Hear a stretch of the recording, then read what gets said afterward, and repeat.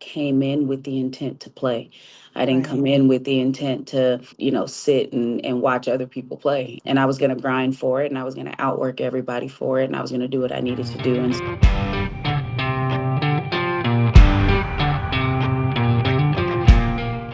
Today on the show, I'm talking with Prairie View A&M Hall of Famer and the current head volleyball coach at the University of Memphis.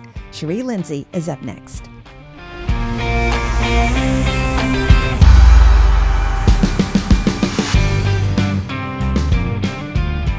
Welcome back to the Fifth Quarter Podcast. I'm your host, Sandy Adams, and this is where we dive deep into the world of sports, talking with retired athletes, current athletes, and everyone that makes the sports world great.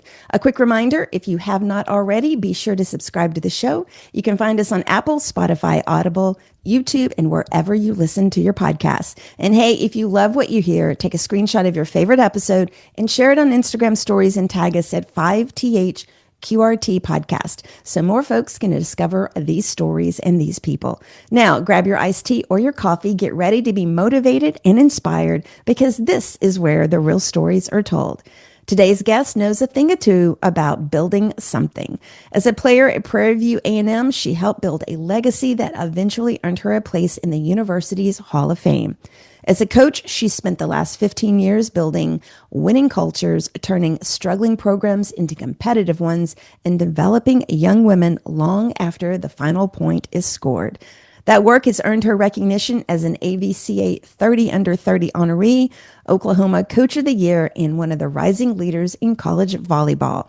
After completing her first season as head coach of the University of Memphis Volleyball program, she is now laying the foundation for what's next while also helping champion opportunities for women across the city through the 901 Women Initiative. Coach Lindsay, welcome to the Fifth Quarter. hi, thank you for having me. We've been trying this, I think, for almost a year or so. And it's always, crazy because I always try to be respectful of like when you guys are recruiting or you're in season or whatever. And yeah, it's just been a crazy year for Memphis athletics, good and crazy and all those things. And just really excited to learn more about you and hopefully everybody else will learn more about you and volleyball at the University of Memphis. Yeah, Um, thank you we for having me. I'm super excited. So, I've been following you on TikTok, and we're going to talk about that later. But I love seeing all the little extra things that people do, and just getting a little insight into what's going on. I can't even remember when we first met. I think I met you at like a 901 women's event, like a mhm, year or two ago, or something yeah. like that. It's Mhm. crazy. So the one thing I didn't realize was you grew up in Colorado. Yes, born and raised Denver, Colorado. So that's quite a difference from Memphis. I feel like Colorado is different from everywhere that I've been, particularly when I go back home. Like I went home this past weekend for my sister's wedding, and I was like, it's changed even more than what it was when I left. So, yeah, quite, but it's different. But I feel like I've always been built for the South, so that's why I went to school in Texas. So it all makes sense. And I lived in Houston for 16 years, so Okay. can very much understand the Texas thing. Yeah. So when you were a little girl, what were your dreams of what you wanted to do when you grew up? So, funny story, actually. I wanted to be a vet. I've always had like a passion and a soft spot for all animals. It Me really doesn't too. matter what type of animal. So I really wanted to be a vet. And I was in denial that I was a coach because everybody in my family is a coach. I mean, everybody in my family is a coach. And so What what sport though?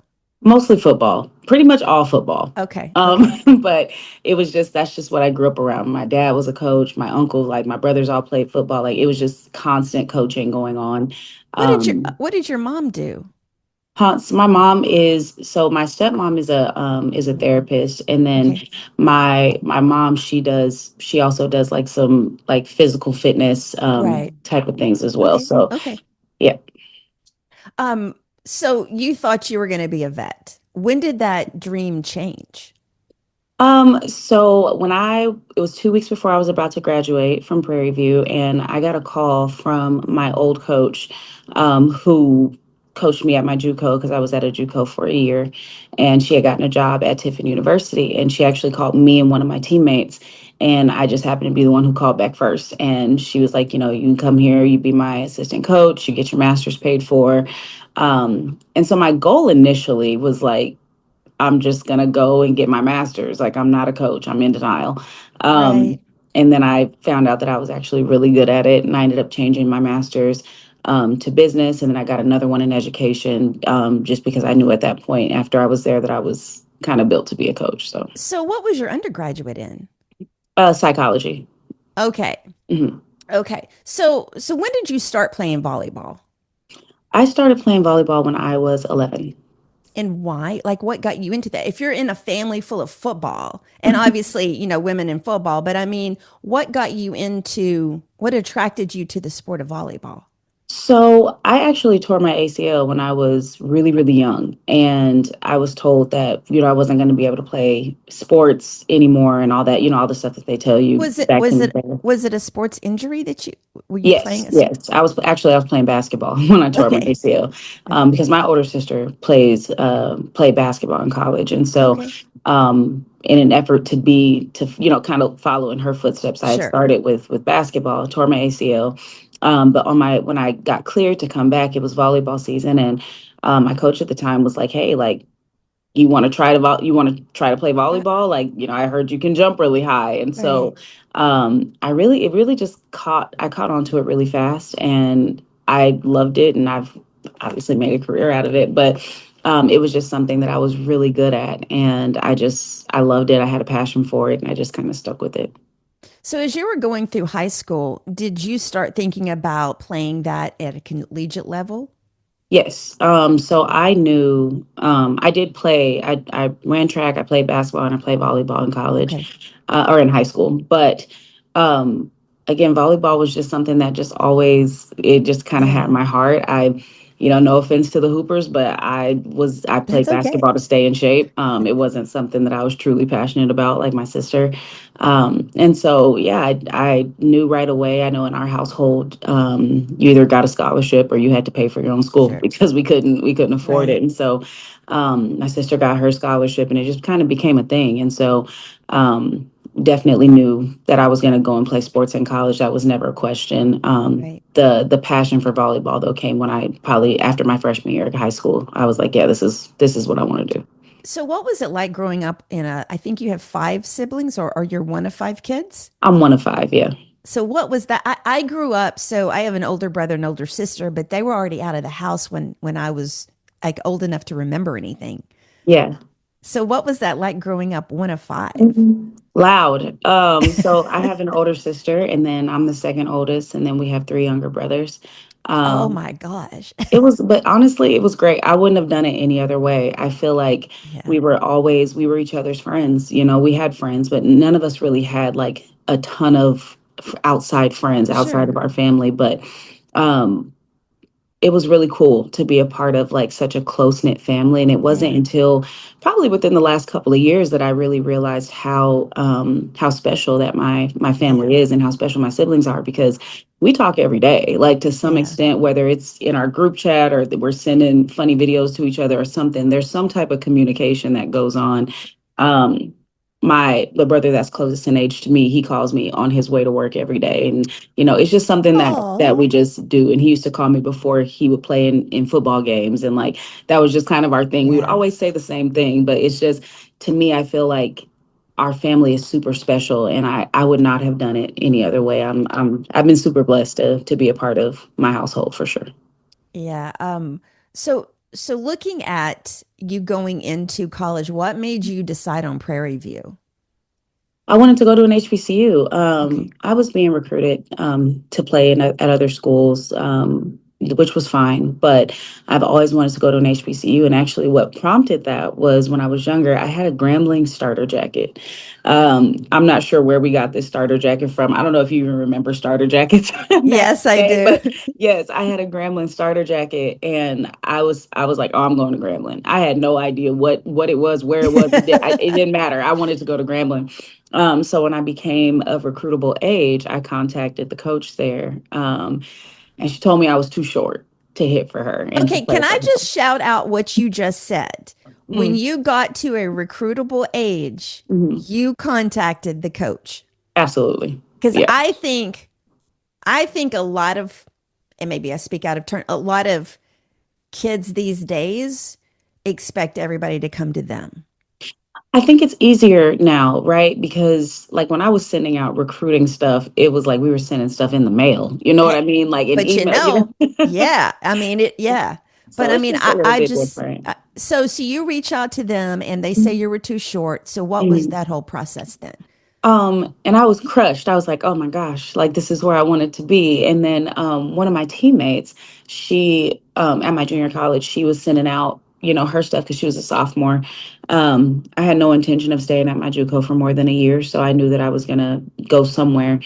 And so she had actually sent out her video to Prairie View, and they were like, "Oh yeah, you're good, but what is number 11's name?" And then my middle also, her name was Rosie. So Hmm. they invited all three of us down for a visit, and offered me on the spot. And I had never been to Prairie View. I had never heard of Prairie View prior to that, and I was like, "This school is amazing. Like this place is Right, amazing. The facilities were amazing then; they're even more amazing now."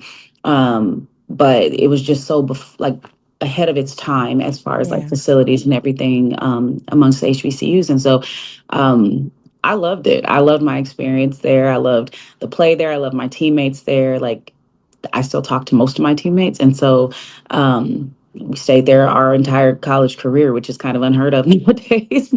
yeah, really, Um, isn't it? but yeah, it's really cool. So I enjoy it. you were there in 2008 through 2011. Mhm. At that time, you know, because here in Memphis, I really didn't see or notice volleyball really taking off as a sport Mhm. until like the past several years. And Yeah. so back in 2008, for an HBCU or any school even, they obviously put a lot of money and effort into the volleyball program. And did they see something ahead of the time, or was the area just different, the atmosphere different for volleyball there? I think that it's safe to say that it's the area, right? Yeah. Like Texas is kind of like the volleyball state, Okay. outside of like you have your Florida, you have California, but Right. Texas is like a lot of talent in Texas. And so I feel like Texas is pretty, beyond before its time when it came to Right. the volleyball piece and like of course some of the coastal areas as well. Some of the other places, Tennessee, Mississippi, Arkansas, Oklahoma, where I was coaching at Right. before, they're just a little bit behind when it came to like the interest in volleyball because softball was really big in the South Right. and like, Right. basketball and stuff like that. And so now you're seeing more clubs popping up places. I just did a camp at Memphis Juniors and that was great. And, Memphis Metro, they're right here. So Right. the two of the biggest clubs are here in Memphis. And there's really great talent here in Tennessee and in Mississippi and Arkansas and some of the places that maybe we're a little bit late catching on. But these young women they're playing hard and I love seeing it. So I look forward to seeing it grow more. And I would also think that, you being a volleyball coach, you can go out and look at a girl. I'm thinking, no matter what sport she's possibly playing, and just see what her natural abilities are. Mhm. And whereas, these girls may not think or realize that volleyball, that they're better suited to volleyball or they'd be really good at it. I think that if we have coaches like you that go around, there might be more girls that go into volleyball because they just didn't realize they could, or they just didn't realize that they would be good at it or never thought about it. I think accessibility, right? So we Yeah, talk about like the growth of the game and how much it's growing. You're not just going to walk into a gym and see a volleyball net up. sure. People have to invest in those type of things. Right. And so you're seeing it more now and there's just more accessibility. So people are trying their hands in more. I would have never touched a volleyball if my coach wouldn't have asked me to jump and I Right. touched 10-1 when I played in college. And so it was like, oh, she can grab a basketball rim. Hey, can you hit a volleyball? Wait a minute. Um, 10 feet, 10 feet. Oh yeah, that's kind of the standard though for Division 1. Like you got to be able to get up. We have a couple on our team that get up even higher than that, which is kind of cool. Oh, wow. And for basketball players, how high can they jump for women? I mean, some of these young women, I mean, watching them now and kind of watching some of your top programs and stuff, they're big, they're physical, like Right. grabbing the rim is kind of the standard, Yeah. you know. It's Yeah. like Yeah. it's just kind of what you expect when you see some of these athletes nowadays because they've evolved quite a bit in every sport. So, am I correct? You did a year of JUCO before you went to Prairie View. Yes. Was that an easier transition then than going straight from high school to a college in Texas? I think that I needed a year of JUCO Mm, just because I went to my JUCO in Colorado. I think I right. needed a to be away from home, but not super far away to Yeah. where I think I was like 3.5 hours where I could get home if I needed to, just to see how I was going to be away from my family, away from like the accessibility of like being able to just go home and be with my parents and be with my siblings. Um, but as soon as I stepped on that campus, I was like, oh yeah, I can go out of state. It's fine. And I haven't been back since. But I think everybody kind of needs that a little bit, maybe, just depending on the person.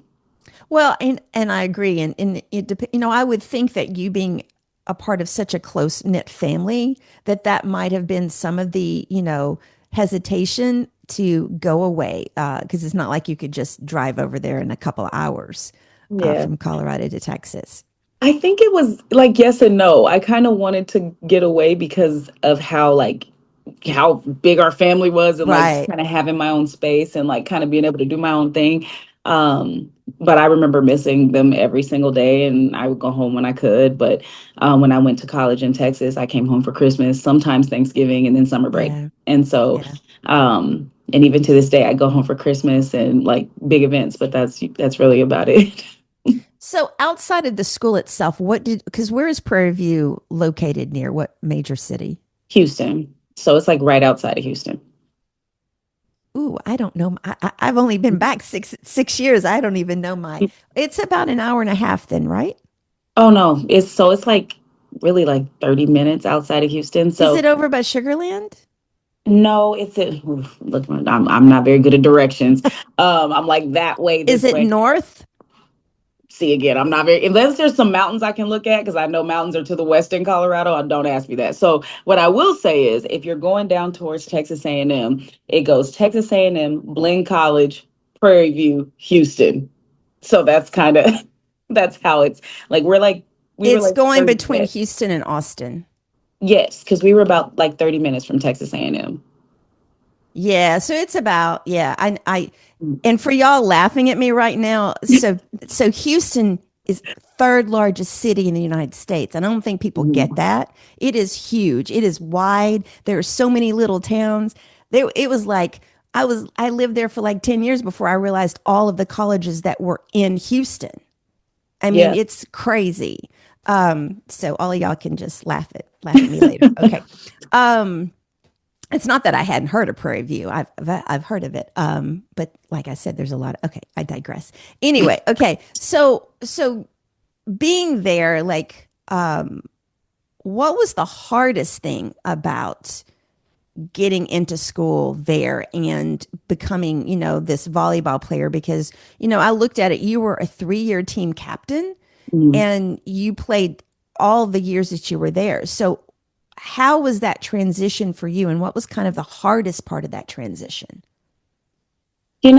I'm not even going to say that there was a hard part. I feel like as an athlete, if I had to describe myself as an athlete, I came in with the intent to play. I didn't Right. come in with the intent to sit and watch other people play.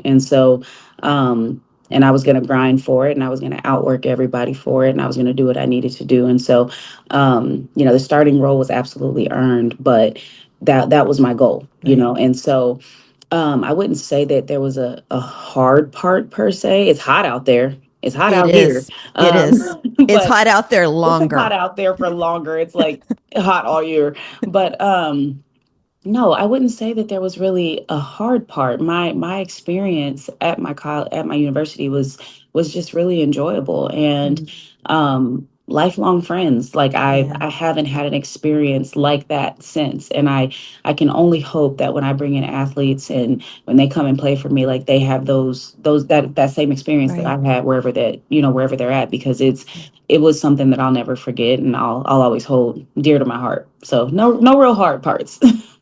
For me, I'm the same way. I have a group of friends that I've known literally since I was 18 years old and started college, and I met them all in college. And, there's just, when I see all these kids, whether they're athletes or not, and or especially the athletes transferring so quickly, and their goal obviously is the sport, but I'm also sad that they're missing all of these other things that come with a college experience and being someplace for several years. What do you think your greatest strength was as a player? I had a motor, kind of like how I am as a coach. Like I do not stop. I'm very high energy. I think that my strength was for one, be just being able to jump high and I could hit Yeah. the ball really hard. I wanted the best for everybody, but I was always going to do my job. And I Right. was a player who, if we didn't win, I felt like it was my fault. If we won, I felt like Mm, I could have done better. So like kind of just had the feeling of just never being satisfied in a good way though. Like right. always like wanting to get better every day. And working as hard as I could to get there.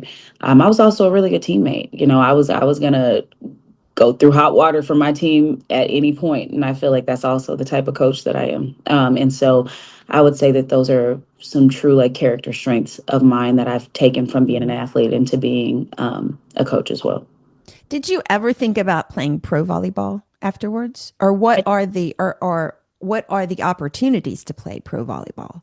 I did actually. It was back when I was playing, we didn't have any leagues over here. Right. But I was going to play overseas. And then the situation came up where I was going to be working full time, Right. get a free Right. master's. And it was like, I sat down, I talked with my dad. And I'm like, well, I want to go play, I want to go play overseas. And he was like, okay, but who's to say that this opportunity is going to Yeah. be here when you get back? And so, um, I ended up just going the coaching route, which I'm super glad that I did because, again, like I don't know where I would have been. I probably would have still been able to go and be a grad assistant or be an assistant somewhere Right. else. But I just feel like God's gonna do what he needs to do. And so Yeah. I'm just gonna follow along and whatever doors open up. But over here now, I mean, we do have some domestic leagues that these athletes can play in, which is really cool. We have the MLV, which is like Major League Volleyball. We have Right. League One, Pro Volley, which is Love B, Athletes Unlimited. Like there's other options for athletes now Mm. to play over here. They do a draft, they do all the things, and it's really fun to watch. They get really big crowds, and it's really cool. And so there's still the option to go overseas, but there's also options to stay over here and play domestically as well. So when you're looking at volleyball, I've seen indoor volleyball and then I've seen beach volleyball. Mhm. And obviously, the beach volleyball is big with the Olympics, and Gabby Reese, she was big into that. So, for a player, can you transfer from indoor to beach easily, or are there other options besides those two? But for me personally, I was never good at beach. Um, I I think it's was really hard because it's not a firm surface. I struggle in the sand. I told you I was a jumper, and so when you go jump in sand, it humbles you very quickly.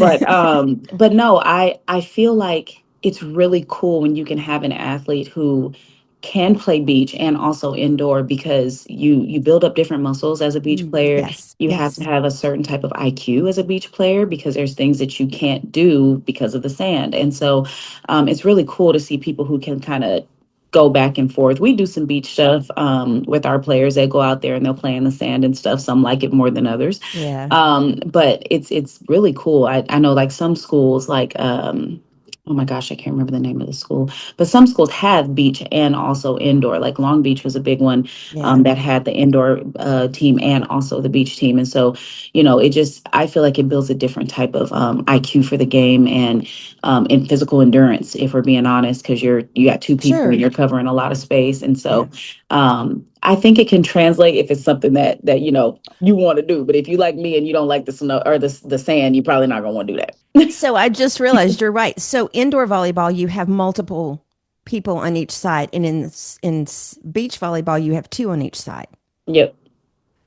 You said there were some things you can't do in beach volleyball. What is one thing that you can't? Well, I'm just thinking more along the fact of like for one, you have to be able to do more than just your specific position Sure. because, you know, if you're not up there blocking, you have to be digging. Like you have to be able to Right. pass, you have to be able to say, you have to be able to hit, you have to be able to do all the things. Whereas in with six people on the court, you might not set as much because you have a Yeah. setter. You might not, you know, everybody has a designated position. And again, just kind of to go back to the IQ piece, like there you have to put the ball where nobody's at, and same thing for court volleyball as well. But I think where it gets more impressive is like when somebody's able to put the ball in a deep corner and there's only two people on the court and they're Yeah. able to run that ball down and get it up. Like beach volleyball gets really exciting. I wish I enjoyed playing it because it I love watching it. But I think that there's merit to both. But if you can Right. find an athlete who can do both, it's really cool. Okay. I gotcha.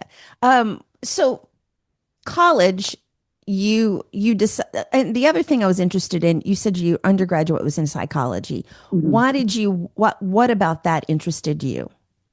I think just the mind of people has always been something that's interested me. My stepmom, she's a therapist, and so Right. that was something that I kind of grew up around. Did an internship at Excelsior Youth Center, which is a place where she was working, and like Right. the young women would stay there, and I did some hours there, and I was just like, yeah, this is something that I could see myself doing.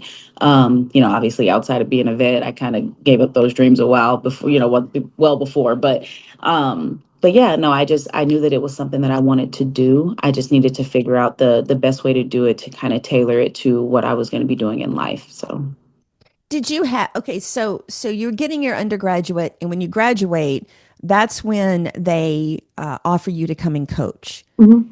At that time, what was the hardest part? You know, because one of the questions that I ask you in the pre-interview thing is, you know, what was the hardest part of being an athlete? What was the hardest part to let go when you left college?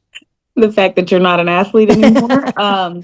I tell people all the time, even when I'm recruiting athletes, I tell them like my first couple years I coached the way I played, which was Mm, not good. I'm just gonna be honest. Like I was the type of hard-nosed player who I knew what I wanted.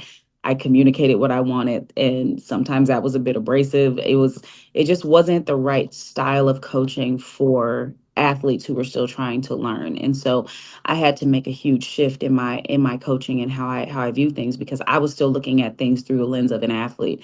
Like I can get that up, why can't you get that up? Like you know, and that's yeah, not the case, you know. And so I had to change not a lot, but just like my delivery in some aspects because I'm not an athlete anymore and you're trying to right, train these athletes to get to where you want them to be.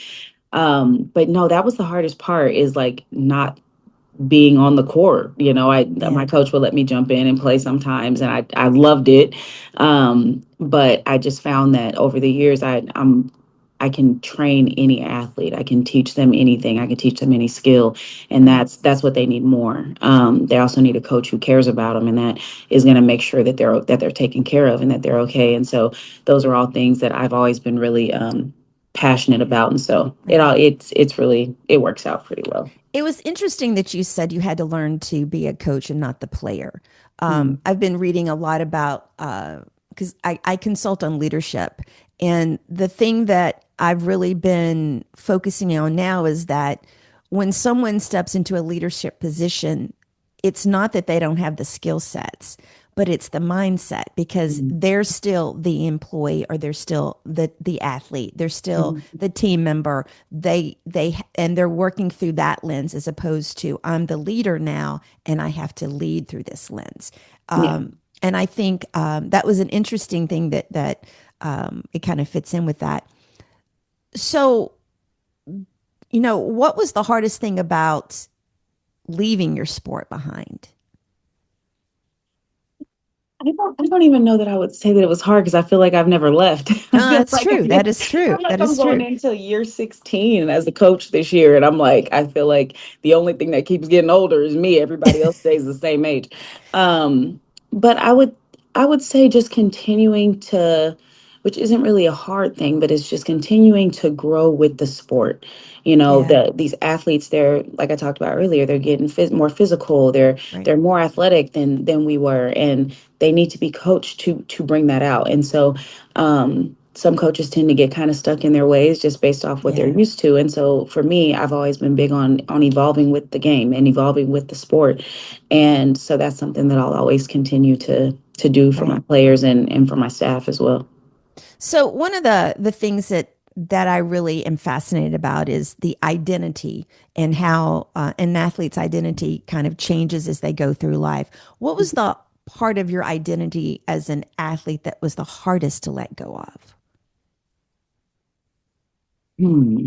That was the hardest to let go of as an athlete.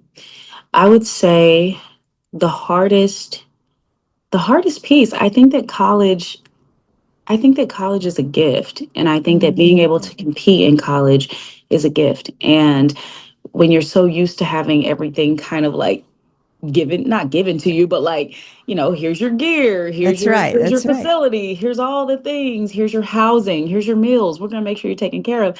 And then you get into the real world and you're like, wait, nobody's doing this for me. That's Like, right. wait, no one cares. Like I'm all washed up and no one cares because the new generation is coming in. I think that sometimes that's a hard thing for a lot of athletes to deal with, especially like some of your really, really high level Yes, athletes. it is. Um, it can be a little difficult, like to kind of leave behind, I guess, the stardom, if you Yeah. will, of being able to be like, I was that person once, and now somebody else is there, and they only care about that person. And so that was a little bit difficult for me. But Yeah. again, I went straight into coaching, and so I was Yeah. trying to build the next Cheri Lindsay. I didn't have time to worry about folks that was growing and trying to come in under me at Prairie View because it was like I want to make Right. people better. So it's really that's what I would say. You know, and you did not have any transition period really. You just went right into it for a lot of Mhm. the, and part of one of the biggest reasons this podcast was started was because of the difficult transition when athletes finish their career Yeah. and the transition into what they do next. And it's almost never easy for most people.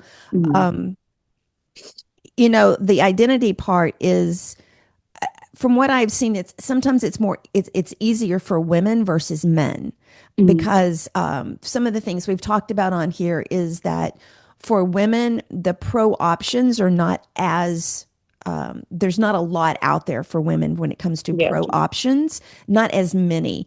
And women kind of start college with sports sometimes being the plan B and not the plan Mhm. A. Where I think for men it's the opposite. It's the plan A and they don't necessarily think about plan B. Yeah. I think that it's different now though. I think that these young women, like when I go and I do and I recruit, like I've been blown away by like having conversations on J15, which is when they become of recruitable age of their rising Right. junior year. So like next week we'll be able to talk to Right. 2028s, and some of these young women are 15, 16 years old. And I've been blown away by the conversations that I've been having on J15 for probably the last maybe 5 years because these young women, they know they want to play volleyball in college. Right. They know what they have great questions to ask when they talk to us college coaches. It's actually um, it's awesome. They know what they want to major in. Some of them do. Most of them are coming in with really high GPAs. So it's just Yeah. been really cool to kind of see because I know personally when I was 16 years old, I couldn't have told you what I would have I I said on that phone. I could, yeah, I wouldn't. There is no way. It's I can't even but imagine it's that. cool. Like it's really cool again because like the game is evolving, the athletes are Sure it evolving. is. They start playing so young now that they know what they want and it's really neat to see. You I'm know, excited. I also think society and technology has evolved so much. They've got kids on learning foreign languages and on computers and everything in like kindergarten. In kindergarten, I was just learning how to like, I don't know, write my name. Exactly. Like there's just so much. Somebody the other day was like, I sent them a funny TikTok that said, it said something about it had like a cassette tape with a pencil and it said, "You don't know how hard it was to have to rewind a cassette tape with With a pencil." Okay, and I'm like, do y'all even realize like how satisfying it was to hang up a real phone, like slam that receiver down? Like now hmm you just have to push a button. Yeah. But I digress a little bit. Right. I'm like, you was hanging up on people, were you? Oh, that was so satisfying. But you know that there is it's so much more advanced. You're right. They are learning so much at a younger age, and it's showing up tremendously across the board. And I think that's wonderful. So the thing is, when you got into coaching, what was one of the other than you had to learn to coach through the lens of a coach versus a player? What Mhm. was one of the other things that kind of was something that you were surprised at when you got into coaching? I was surprised at everything that went into it. Like when you're an athlete, you just show up, you play, you show up, you come to practice, you show up, your food is ready for you, all those things. But somebody got to do that though, right? And so when I started off as an assistant, you come in and they're like, you got to order all the meals, you got to book Yes. all the hotels, you got to book flights, you got to do these things. And I'm like, I've never even done any of that for myself, let alone a team of 18 players, you know what I Right. mean? And so, and recruiting and learning how to talk to recruits on the Yeah. phone. And I'll never forget my first recruiting call. I tried to call a JUCO coach in Arizona, and I didn't think about time zones at the Oh, time. yeah. I was just like, let me just call this guy because there's some players that I want. And I've been at work for a couple hours where I didn't Right. take into account that he was in Arizona. Yeah. And he had a brand new baby. And apparently I called and woke that child up, and he was not happy with me. Oh And my he I did not get that player, by the God. way. And so just like learning how to do those things, and then learning how to separate myself as from a coach, and like I'm the same age as some of these athletes, Yes. so because there were seniors that were on that team that were maybe a year older younger than me. And so learning how to kind of create that barrier there to where, yes, I am still a young coach, but I am still a coach. I'm not Right. here to be your bestie. And I made mistakes. I absolutely made mistakes as a young coach. And thank goodness that Dana was nice about some of those things. But yeah, I think that was probably the most difficult piece, I would say. How do you think you changed from when you left college to say 5 years into coaching? How do you think you changed as a person? Man, I would say so. I was at Tiffin for 3 seasons, and then I got my first head coaching job when I was 24, and That is it freaking amazing. yeah, I was at Bethany College. That was some of the best years of my life. Where's Uh, Beth? Where is that at? It's in Kansas. It's a small NAIA in Kansas. And I took the job for a couple reasons. For one, because I was like, I'm ready to be a head coach. I was not ready to be a head coach, but in my mind I was. And it was closer to Colorado. So I Sure. was about 6 hours. And so during that time I had two brothers who were going through college football. And so I was like, oh, I can, go to those games on Saturdays because we played on Friday. So I was like, yeah, this is perfect. So ended up going to Bethany College. Actually, one of my first ever recruits, her name is Kim.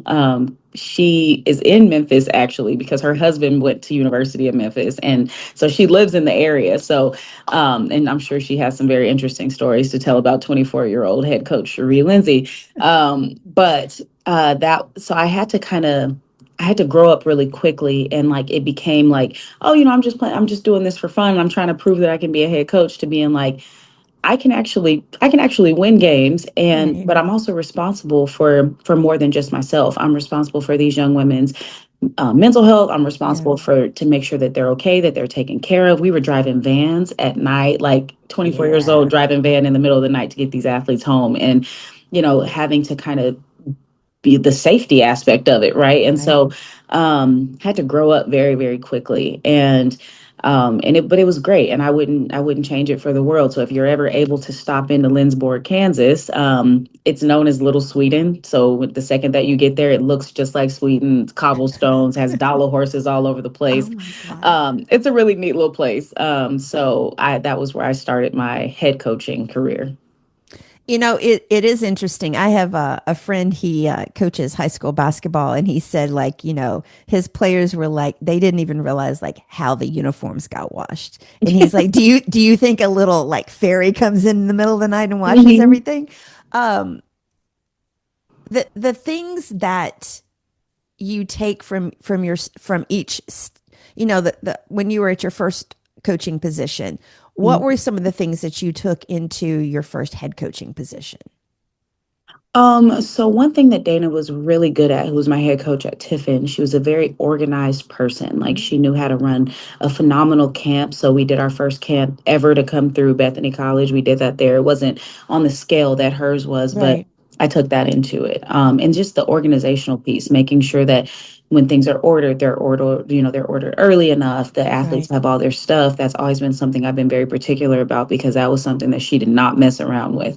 Um, I also kind of learned, and not any, shade to her, but like what not to do and how to Yes. handle people differently and how to handle certain athletes differently. And really take the time to get to know my athletes for who they are and their background and where they come from, because there's always Yeah. a why. There's always a reason why an athlete does what they do.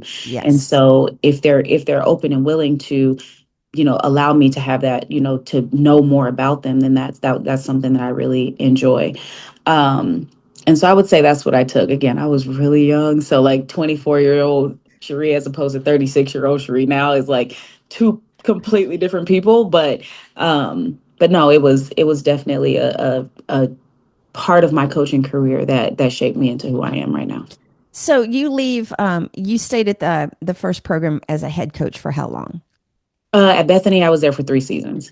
So when you go to your next position, Mhm. you're looking at it as, was the program already doing well, or did you come in to fix the program? So I came in to fix the program at Bethany. Okay. They hadn't won any games in 2 years, and Right. we did actually pretty well. And then when we left, the new coach who came in, she was left with a very solid team, Right. and they did really well. And so, but my first Division I job was at Seattle University with James Finley. He took a chance on an NAIA head coach. So my teammate in college, her wife, she actually she was an assistant coach at Seattle U. And so it was really cool because like I think we met in Dallas or something like that. And I Right. met her and she's like, "Oh, our volleyball coach is looking for an assistant coach." And I was like, "Well, go on ahead and put my name in," just messing around. And I was working at Seattle like 2 weeks later. But I was his head coach, or not, I'm sorry. I was his first assistant and I was also his recruiting coordinator. And so that was a whole different slew of things. We're actually booking flights here. These Right. athletes are used to a certain standard of play and life. And these are Right. all things that I didn't even have when I played at my Division I. And so um that was also a huge transition in my coaching career, and that's also when I decided to go into sports psych, because we had a mindset coach who Nicole Davis. She was the Olympic libero for two cycles Right. of the Olympics, and she came and she talked to our team, and I loved her demeanor. I loved the way that she was able to kind of get in, like be able to gain information on the athletes while still making it their choice, while still growing them as young women and still giving them tools to be better, whether it's on the court, Mhm. off the court. And I was like, wow, this is something that I could really see myself doing. And so I feel like my trip to Seattle was really a huge turning point Right. in my coaching career. Um, so that Seattle from Kansas, that's a big Yeah. change too. Yes, quite a bit different up there than it is in old Kansas. So So when you go to your next program, where did you go after Seattle? I went to East Central University. I went during COVID, and actually I got there as soon as Seattle shut down, because that's where the first case of COVID was. I was interviewing and stuff, and I got there, I think it was like a week before the city shut down. I Right. got to Oklahoma. And so that was I guess, my first head job after leaving Seattle, where I could Right. put into effect my mindset training model that I wanted to do for my dissertation, and kind of tried it out on my group that was there to it's gonna go well or it's not. COVID season doesn't count. And actually, Coach Kaiser, who's my assistant coach here, she was on that team, and they did phenomenal. And it was another team that we basically were flipping. We were building from the ground up, Right. um, and we did it successfully. And man, I really enjoyed. If I had to pinpoint a school that I just I really, really loved my experience there, it would be East Central University, in old Ada, Oklahoma, which is just something that I would have never thought that I would say. But the athletes there, the administration there, the city there, it was just something that I really enjoyed and grew as a head coach.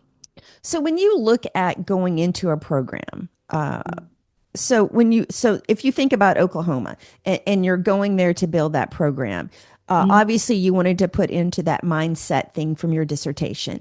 But Mhm. but what is the other thing when you look at it and say these are the top three things that need to happen in order to build the best foundation to improve the program? Yeah. Well, for starters, you got to be able to recruit. Mm, You have to be able to recruit and retain, and you have to bring in athletes that fit into, for one, who you are as a coach, sure. and what you're trying to build, and they believe in the vision that you have. If you have athletes who don't believe in the vision that you have, you're not gonna see your program go anywhere. Right. So the buy-in has to be there. The next piece I would say is trying to gain as much information about your athletes so that you know how best to coach Mm, them. yeah. What does this athlete need? And yeah, you can't tailor your coaching style to each individual player, like, oh, this person needs Right. this part. Right. But for one, you can be consistent in the coach that you are, but you can also find ways to elevate individual players without Right. changing the way that you coach. Because people need different things, just like I need different things. Yes. And my athletic director it might handle me different from the way he handles a different coach because he knows the things that we need as coaches. And Sure. so the next piece that I would say is understand that it's a build. And for me that's a little bit harder to say because all of my success has kind of been instant. And so I think that here at Memphis I'm actually having to truly build, and I'm like, oh, so it's not going to happen overnight. But I would say just being willing to build and take the time that it needs to build something successful and build something notable. Right. Instant gratification is nice, but that typically doesn't last long. If you want something that's going to be special, you have to be willing to nurture Sure. it and grow it. um, and then I would say the last thing, I know you said three, but I'm really big on freshmen. I feel like you have to have freshmen in programs in order to grow a program and to Sure. sustain a program. And some people might not agree with that. I know the transfer portal is a big thing right now, but I really enjoy recruiting freshmen and being a part of watching them grow into the athlete that you want them to grow into. Is there a lot of transfer portal activity for volleyball players? I mean, Oh, yeah. we always hear about the basketball and then you kind of hear Mhm. about football. But, is there a lot where girls are going after 1 year to another school? Oh yeah. Yeah. There's a lot of the transfer portal has been really big for volleyball. I would say got really big maybe my first year at Mm. Seattle, or no, not at Seattle, at East Central, first or second year at East Central. That's when it became started kind of growing. And so yeah, athletes are transferring just like any other sport. So you're at Oklahoma, you're building this program. The next stop is Memphis, correct? No, it's Prairie View. I went to my alma mater. Oh, that's right. Sorry. Mhm. Yep.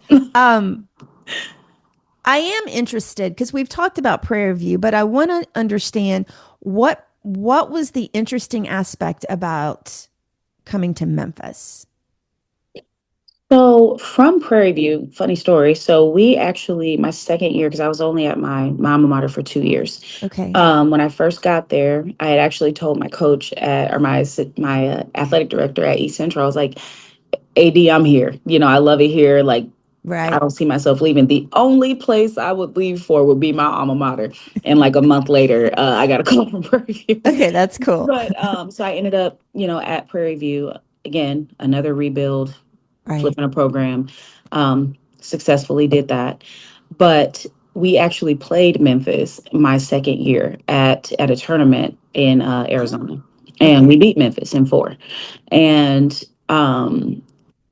they played really hard, though. I remember really enjoying watching the team play. I really enjoyed watching Memphis play, and I just felt like they were a really great team that maybe just needed a little bit of something else, or Right. maybe needed a couple more pieces and stuff like that. But when I got the call about Memphis, I was like, what a small world. Like, what a full Yeah. circle situation where ended up coming here. So when I came on my interview, I had never been to Tennessee. I had been through here for like a tournament, but I had never Right. like been to Tennessee, so I didn't really know what to expect. I came into it with the same things that everybody else says about the South or about Memphis, and um, man, I and it was cold when I came here. It was right before the ice storm came, but I liked it a lot. I was like, I can tell it's going to be super green here. There's a lot of trees here. The food was phenomenal. I don't remember exactly where we ate on my interview, but I Right. remember it being I'm really sure it good. was good. And it was an opportunity to truly build a program from the ground up. And I love that. I love a challenge. I love to be able to put my best foot forward. And as a coach, I'm always trying to grow. I'm always trying to get better. I'm always trying to build. And having the opportunity to do that with more resources. Is really cool. So that's kind of what brought me to Memphis. What did you see after you got here and got involved?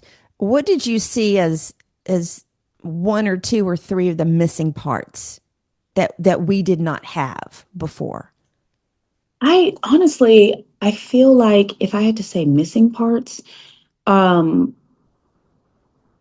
I don't know that I would say there was missing parts per se. I would say that we had talked about like, oh, they maybe just need a couple more pins, or maybe Right, they just right, need, different defense, different things like that. But, when you come in as a head coach, like you realize like this is the type of athlete you can get. This is right. the level of player that you can get. And so you just kind of never know what it's going to look like until you get there.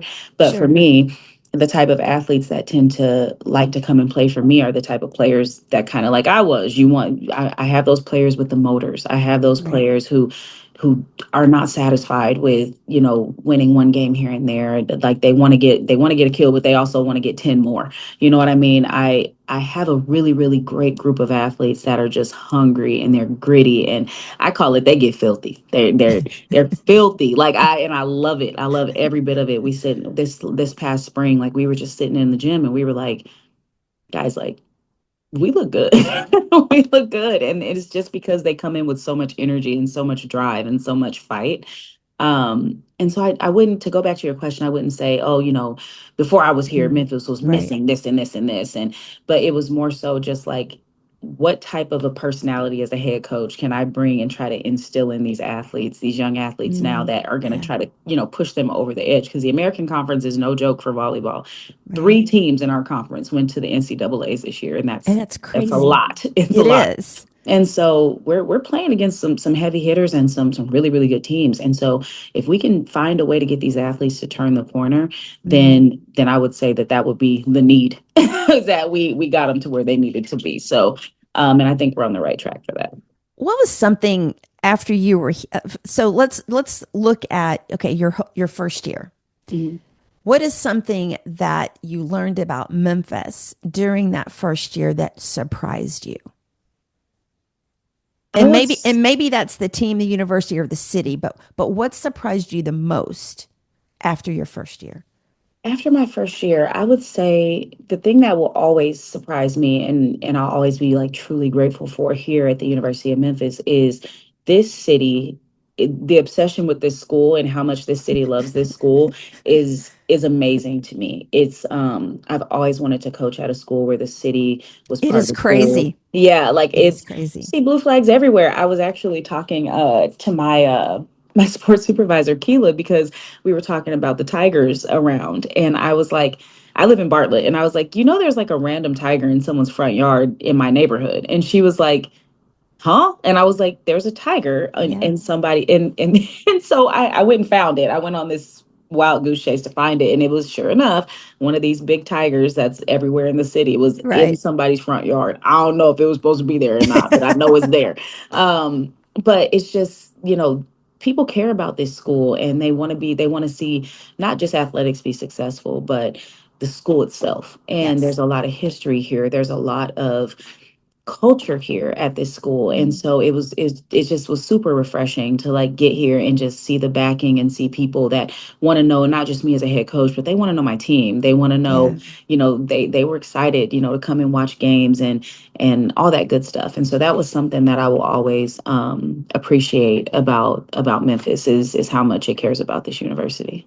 You know, I started college in 1986, and it was the first year that Larry Finch took over as head coach. Mhm. Um, the thing that, and I grew up 2 hours from Memphis. The thing for me was the same thing. It was, I just was blown away by the love of the city. And if you think it's crazy now, like in the 90s, the early 90s, you could be standing in the grocery store line and people that would never have talked to each other are like, "Did you see the game last night? Go Tigers." I mean, it's really it's heartwarming, it's crazy. You know, teachers used to stop class and bring the television into the room, okay, to watch. I mean, obviously basketball, but I mean, it's Yeah. that way about the school too, and everything in Mhm. general. And it's something that it's built into the fabric of the city.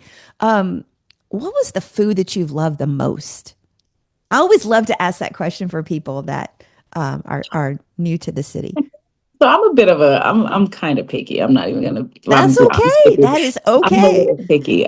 My favorite food in the world is pho, which is like Vietnamese soup. It's like my jam. I could eat Okay. pho. There's a place called Pho Forever in Bartlett, and I eat there almost 3 times a week. I keep the lights on at that place. But aside from that, I really like going to One and Only Barbecue. Mm, I like the smaller one, the one that's like closer to the university. I like yes, that one.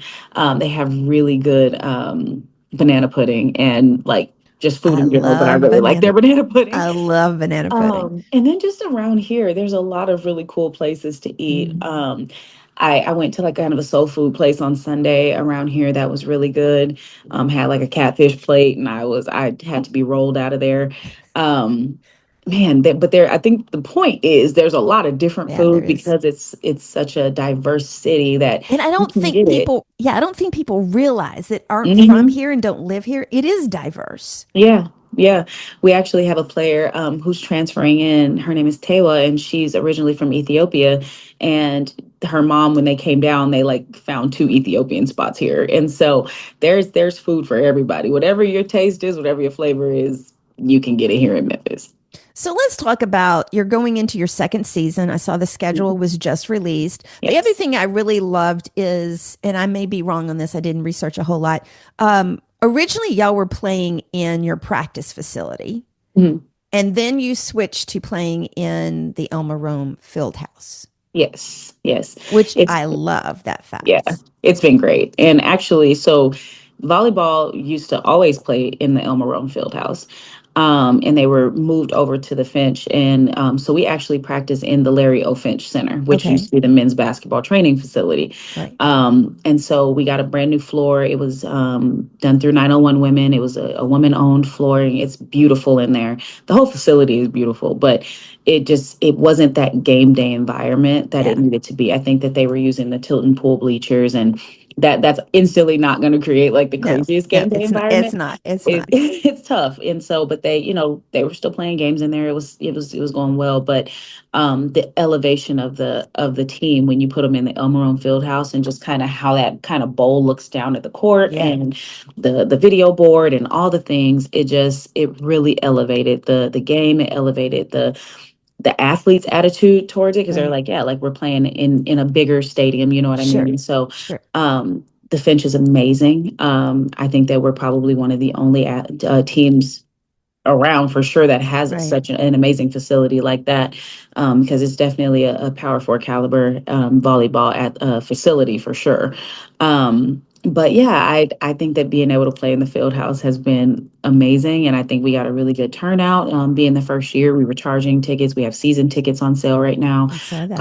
and so when we sold season tickets, and so people are excited about volleyball being in there. And some of the alumni are like, "We're so happy that you guys are back in there, because we did not want to sit on those metal bleachers." No, no. And so, so it's been really cool to get that feedback too. So going into this next season, what is something that the fans should really be excited about besides playing in the field house? What is about the team that everybody should be excited about or look for? Man, it kind of just goes back to that motor that I was telling you about. I mean, we had some athletes on the team that were really good, Mm, and they were young. Some of them were young, some of them were a little bit older, but It was still our first year out. And so now these athletes have a year under their belt of what this conference has, the type of player that they need to be, how to elevate their game in order to be able to compete in the American Conference. And then of course we added a couple. We have a really strong freshman class coming in. One of my freshmen came early, so she was here in January, which was awesome to have her here early. Sure. And then the other three will be coming in July when everybody else gets Okay. here. And then we got some really notable transfers as well. So I think that we have some really great pieces that we did not have last year to be able Right. to be successful. And so I'm super excited just to have attackers. Yeah. It's amazing how much your team elevates when you have people hitting the ball at them hard, because that's what you're going to see in this conference. And so having more attackers in the gym makes defense better, makes blocking better, makes attacking better. And so and these girls, like I said, they go hard. They do not, there's no breaks. It's all gas in that gym. And so kind of just being able to see them translate that into gameplay, which we did kind of see in the spring because we did play some spring tournaments, but they're going to be fun. We had a couple athletes that were injured last year. My starting middle, her name was Ari. She only had a year left because she transferred from Tulsa, but she actually broke her pinky in the first game of the season. And so Oh, she was out for the year because she had to get surgery. And then, right. and this spring was her first spring back, and she was phenomenal. And then, probably a common name that people are going to hear a lot because a lot of people were coming to see her play, but it Right. was Amanda Hart. She tore her ACL against Ole Miss. And so she'll be back full go next year as well. And so, and then on top of Zaniyah Hoskins, who was on the all freshman team, Janiyah Henderson, who came with me from Prairie View, who Right. she was one of the top middles in this conference. People had a really hard time stopping her. And so, we have some great pieces. And like I said, we brought in some fantastic transfers that you guys will learn more about, once they get here. But Right. I think we're going to be pretty different looking going into next year. What was one of the games that you wanted on the schedule that had not been before that you thought was important? Um, well, for starters, one thing that my athletes wanted, they wanted to play higher level competition. I'm a firm believer in, yeah, you want to be the best, you got to play the best, right? And Sure. so, Sure.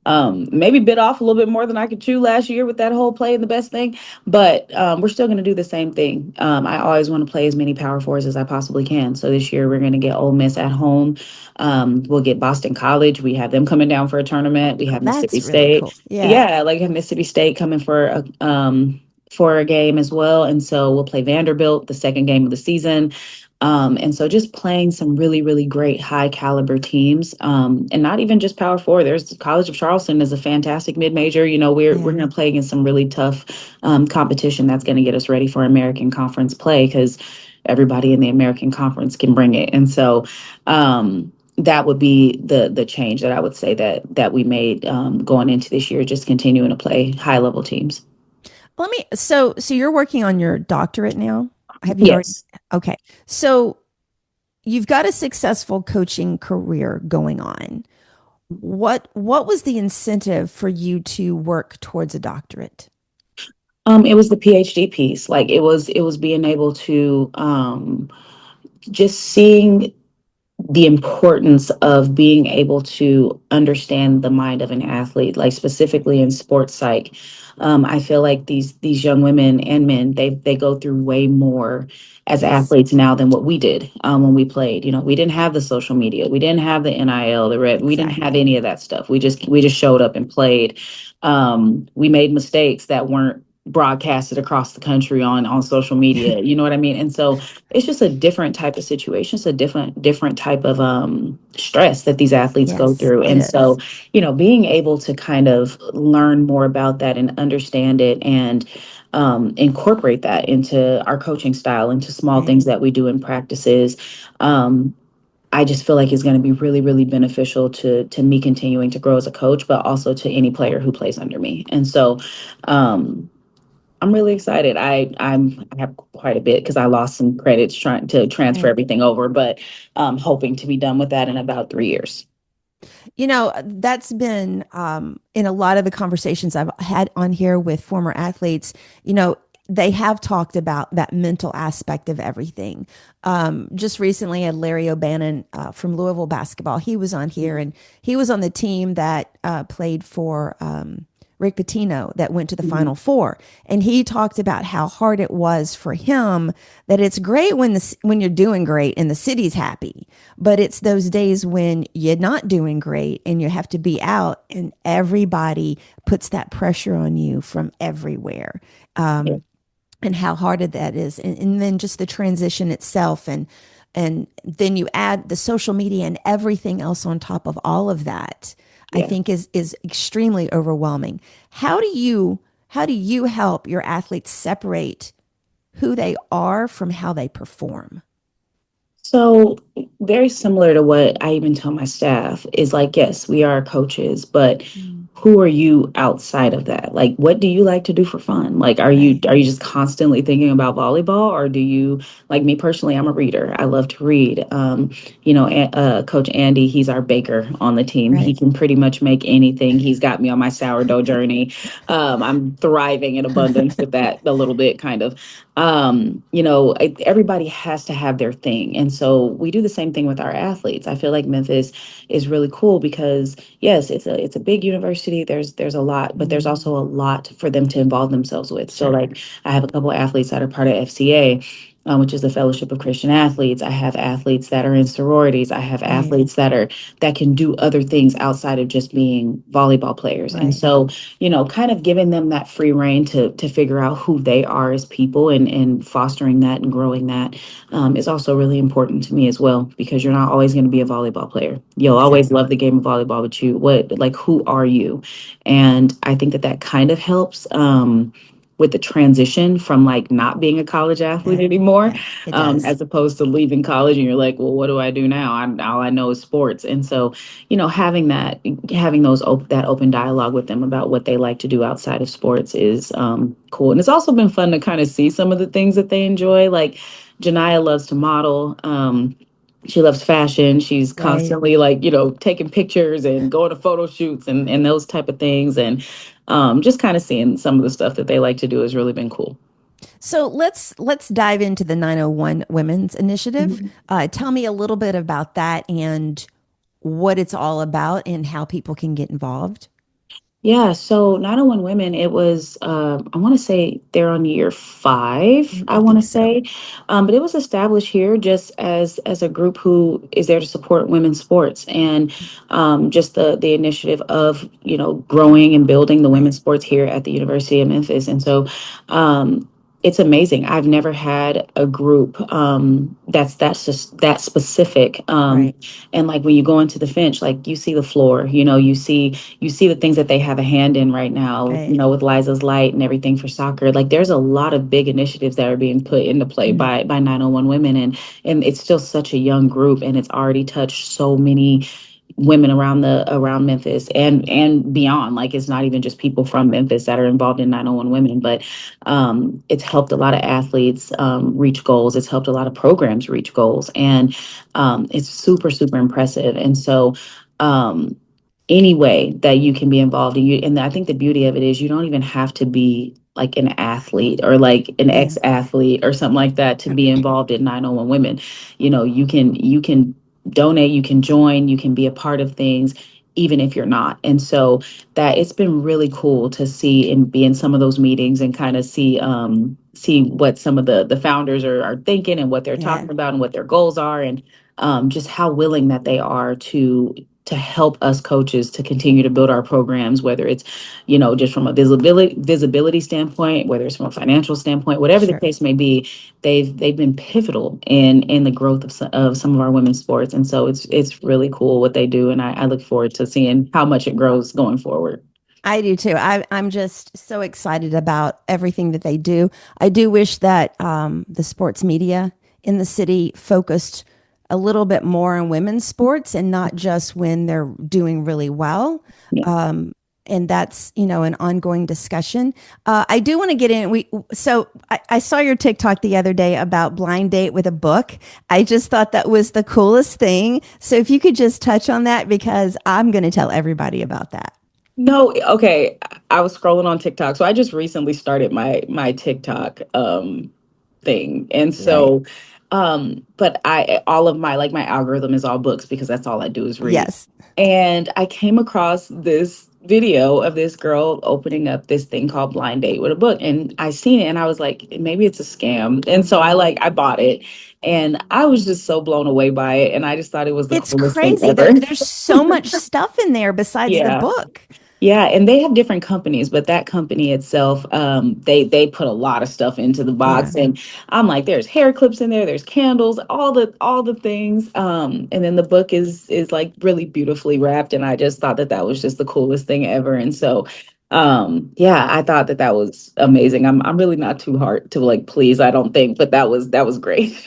Okay, so I'm going to do a flash fire Q&A for you. Coffee or tea? Oh, coffee. Well, both, depending on the time. Okay. Mhm. Beach or mountains? Mountains. Favorite athlete growing up? Serena Williams. Okay. One book every leader should read. Culture Code. Okay. One word your players would use to describe you. Passionate. Okay. Okay. So and we're gonna kind of end this here in just a moment, but if you could go back and talk to your 9-year-old self, what would you say to her? I would say keep grinding. Don't change the person that you are. Don't try to fit into the norm. Continue to think outside the box. Continue to be progressive. Right. Um, and don't let anybody ever try to change that because it's gonna all work out just fine for you. What is the legacy that you hope to leave at Memphis eventually, whenever that time comes, if it comes? What is that legacy that you would like to leave here? I want I want to win a national championship. I want you to My also. I want to win a national championship, and I think that we can get there. I don't just say those things lightly. I feel like I've been in this city now for a year and some. Mm, Um, I think that we can get there. I also want to leave a legacy of graduation. I want my athletes to yeah, graduate. I want my yeah, athletes to graduate from Memphis. I think that that's something that is a real huge goal for me. I mean, we just had right. a 3.7 GPA this semester. That's amazing. It's high. You know, soccer beat us. Soccer beats everybody and everything. Women's soccer had like a 3.8. But we're getting there. But no, no, I want a legacy of success, whether that's on the court, off the court. I want my athletes to be successful and set up for life when they leave here. And so Yeah. those are the three things that I would love to see come to fruition here at the University of Memphis. Okay, so where can people follow you and Memphis Volleyball online? So I'm on at Cheri Lindsay or Coach Lindsay 11, I think, on Instagram, and then our volleyball account is Memphis VB. We post everything volleyball on Right. our Twitter and on our Instagram. So any questions that you have or any like if you want to scheduling stuff, it's all on there. And of course the website as well. But we are having a camp here on July 11th and 12th, and then we're having a Okay. kids camp the 18th. So just gives these young athletes, like we talked about, in an underdeveloped area for volleyball, Sure. gives you an opportunity to come into the Lario Finch Center and play some volleyball, get coached by my athletes and my staff. We put on a pretty good camp, and it's not like some big, huge mega camp, that we're just trying to get a bunch of people at. Like it's really a cool experience that we put together for them. So hopefully we can get more of the people in the city out for that. But yeah, that's what I would say. Okay. When does the first game for the next season start? August 28th, I want to say. Yeah, it's sometime in August. August 28th. It's not September. It's like the last Yeah, weekend in yeah, August. They yeah, change it every year, but we yeah. play Lipscomb at Lipscomb and then we play Okay, Vanderbilt at Vanderbilt. So, okay, okay. Excellent. Well, I'm looking forward to seeing all the success you guys have. Thank you so much for being on the show today. I really appreciate it. yes, no problem. Thank you for having me. I had a good time. Thank you all for watching and listening to the fifth quarter. And if you've made it all the way to this part of the show, I truly appreciate your support. As always, please subscribe wherever you listen to podcasts or watch the show. My mantra is simple: like, share, and review. Be sure to follow us on social media at 5THQRT Podcast for updates on upcoming guests and episodes. Until next time, remember, change is our ally and it paves the way for greatness. Stay inspired. Have a great rest of the week.